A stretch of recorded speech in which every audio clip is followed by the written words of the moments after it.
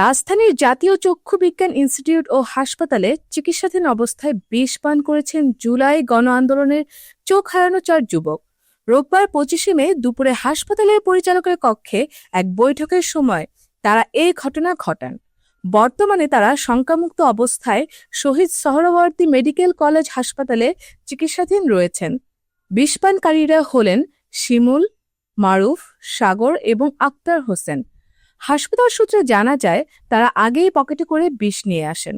জুলাই ফাউন্ডেশনের প্রধান নির্বাহী কর্মকর্তার সঙ্গে পরিচালকের কক্ষে চলমান বৈঠকের সময় সেখানেই বিষপান করেন তারা।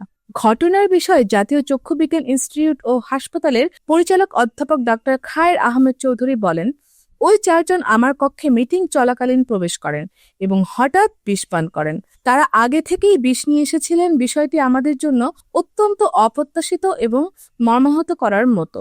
বিষ পানের পরপরই তাদের সোহরাওয়ার্দী মেডিকেল কলেজ হাসপাতালে পাঠানো হয়। বর্তমানে তারা সম্পূর্ণ সুস্থ আছেন বলে জানিয়েছেন চিকিৎসকরা।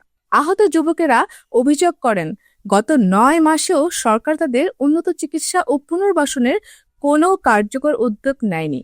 একাধিকবার প্রতিশ্রুতি দিলেও বাস্তবায়নে দেখা যায়নি কোনো অগ্রগতি। হাসপাতাল কর্তৃপক্ষ বলছে, জুলাই আন্দোলনে আহতদের সর্বোচ্চ গুরুত্ব দিয়ে চিকিৎসা দেওয়া হচ্ছে। পরিচালকের ভাষ্যমতে, আমরা সাধারণ রোগীদের বেড ছেড়ে দিয়ে তাদের সেবা নিশ্চিত করেছি। চাইলে তারা বাসায় গিয়েও পুনর্বাসনের প্রক্রিয়া চালিয়ে যেতে পারবেন। বর্তমানে জাতীয় চক্ষু বিজ্ঞান ইনস্টিটিউটে জুলাই আন্দোলনে আহত 55 জন রোগী ভর্তি রয়েছেন। তাদের মধ্যে 46 জন সম্পূর্ণ সুস্থ হলেও মানসিকভাবে দুর্বল হয়ে পড়ায় অনেকেই এখনো হাসপাতাল ছাড়তে অনিচ্ছুক। পুনর্বাসনের অনিশ্চয়তা এবং ভবিষ্যতের নিরাপত্তা নিয়ে তারা উদ্বেগ প্রকাশ করেছেন। এই ঘটনার মাধ্যমে আহতদের দীর্ঘদিনের অব্যবস্থাপনা ও অবহেলার অভিযোগ নতুনভাবে আলোচনায় এসেছে।